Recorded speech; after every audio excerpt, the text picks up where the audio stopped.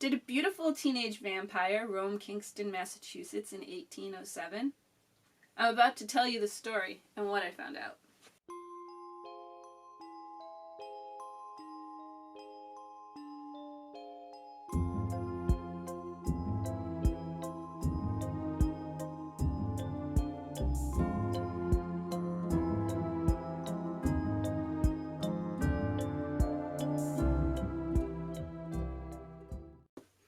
Hi, and welcome to tonight's story, The Queen of the Grave, by Joseph R. Chandler, and retold by me for easy listening.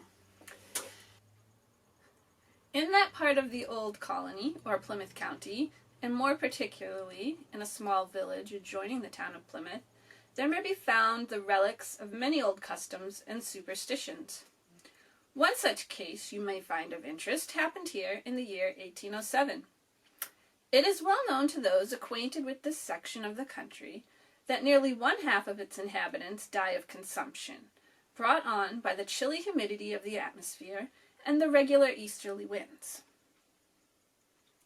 The inhabitants of the town to which I allude were particularly exposed to this scourge, and I have seen one in every 50 of its inhabitants gliding down to the grave, with all the characteristics of this insidious disease. There was, at the time of these events, an opinion prevalent among the inhabitants of this town, that the body of a person who had died of consumption was, by some supernatural means, nourished in the grave from the body of a living member of the family.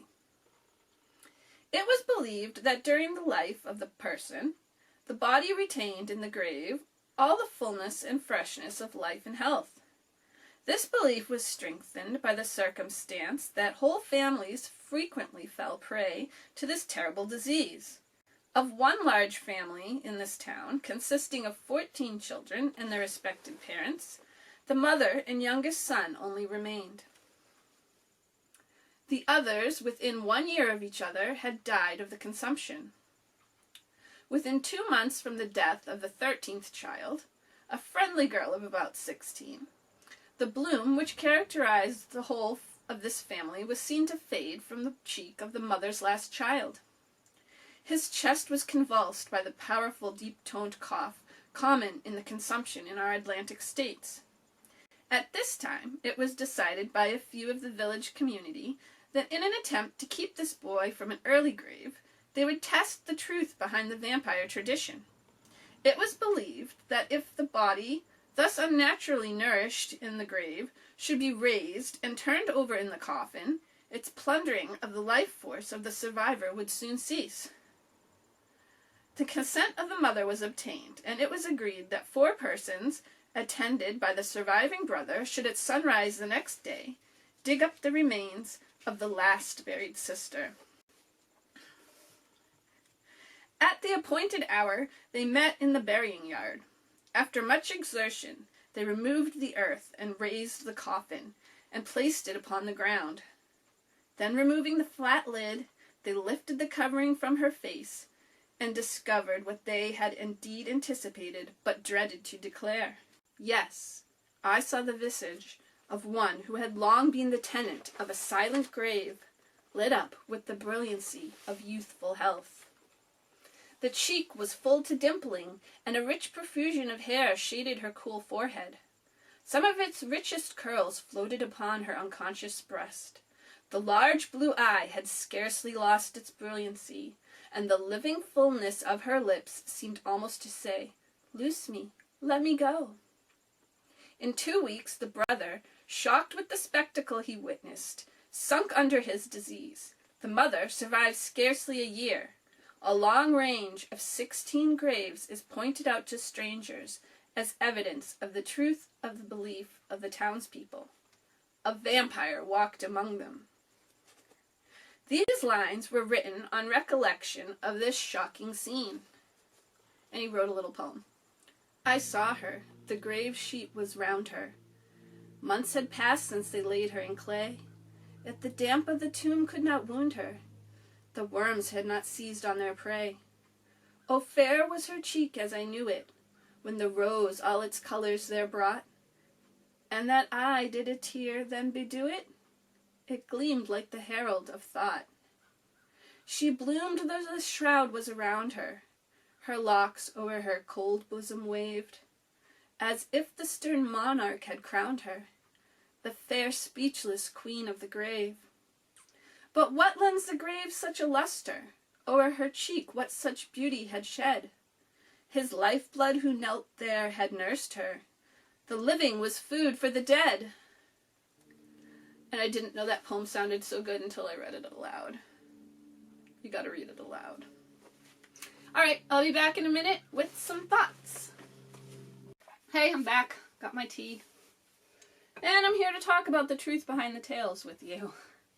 So this was actually the first part of tale number 1 that appeared in the Old Colony Memorial in 1822, in the first issue of the Old Colony Memorial.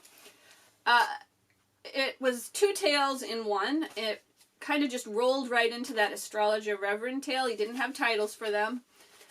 It was just titled number 1, and there was no transition between the 2 stories. It just, from the poem, went right into the other story. So in the story, in his original version, he said 15 years back. I just changed that part to say 1807 because 15 years back from 1822 was 1807. Did I say 1807? 1807. So Joseph was born in 1792, so in 1807 he would have been just about 15.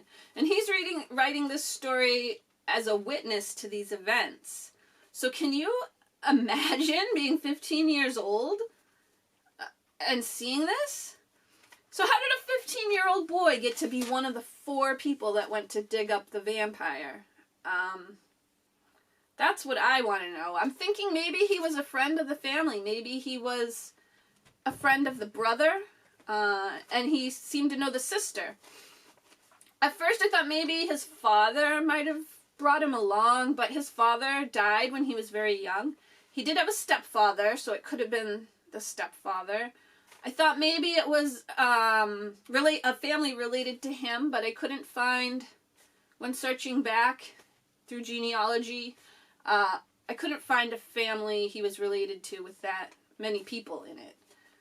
So I'm just going to go with the idea that he was friends with this boy, which he was probably about the boy's age. He was probably, right in between the brother and the sister's age. She was 16. Doesn't say how old the younger brother was, but being that he was the youngest of 14 children, he was probably around 14 or 15. But can you imagine that, being 15 years old and going with your friend to dig up his sister who you know, and the way he was describing her is so beautiful. This may have been a girl he even had a crush on when she was alive. So could you imagine being 15 years old and digging up your crush in the graveyard? That is so traumatic. And if we are to believe all these stories that Joseph tells us, that he seems to have witnessed the majority of, he led a crazy life in his early days. So, I've seen this story. If out of all his stories, this is probably the one that's most known today. I've seen it referenced a lot on blogs. Even the Smithsonian Magazine references it. They don't go into the detail. It's on the blogs, have the article. And there's a book called Food for the Dead, which we can assume was titled from his poem, because that's part of the last line of his poem.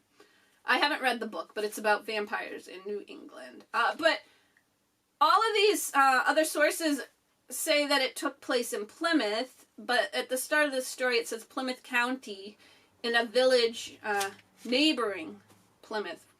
So I'm going with Kingston because that's where he lived and he was a witness to these events, and he's only 15 years old.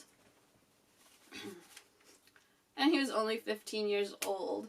I can't imagine a 15-year-old going off very far at sunrise to another town to dig someone up. Even going to Burial Hill from Kingston in time for sunrise seems a little far-fetched.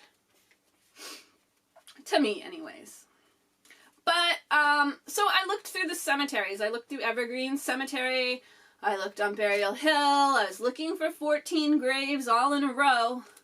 All from the same family, all within a year of each other. I couldn't find anything like that. Maybe at the time of the story, the ground just looked freshly dug, because if you think about it, back then, having to buy that many gravestones for children, that must have been very expensive, all within a year of each other. So maybe they weren't even all marked with a stone, or maybe it's just a stone with just initials on it. Sometimes that's all they have on them, or just little tiny stones.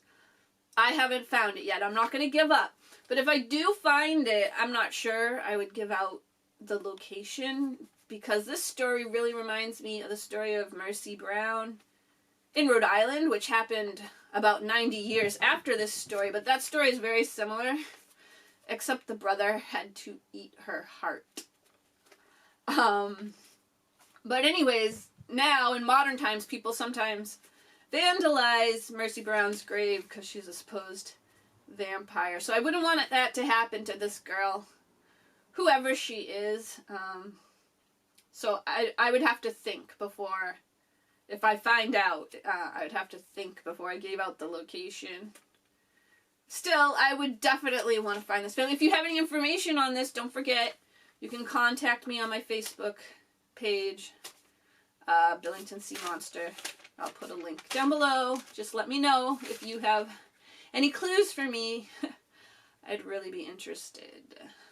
I did also go through all the vital records from this time period for Kingston, Plymouth, and Duxbury. Went through Kingston several times, looking for this for families that all died of consumption around 1807, all within a year of each other. 16 people in the family. I couldn't find anything. I even looked at the census from 1790, I think it was 1790 and 1800. There are some big families, not a lot, but I'll have to look further into that. So as of right now, I have no idea who they are. It seems like he wrote this like it really happened, and the Smithsonian Magazine is referencing it as an actual event, so I don't know. So if you're in the area and you're walking through Evergreen Cemetery or Burial Hill, think of the old wooden coffin beneath the ground that may hold a beautiful teenage girl who was placed face down lovingly by her brother and another boy who admired her, and think of her one open blue eye staring downward in the dark for the past 210 years, waiting to be set free. That's it for this week. As I said, at the end of the month, I'll have all the stories up on the blog. My easy listening version and the original version, or a link to the original version. Next week, it's going to be The Devil's Rock, the story of Tom Weston. And it's one of my favorite ones. It's probably my second favorite one. I'm really excited for this one. So I hope to see you then. Remember, subscribe so you don't miss a video. Alright, thanks for watching. Going to look for vampires.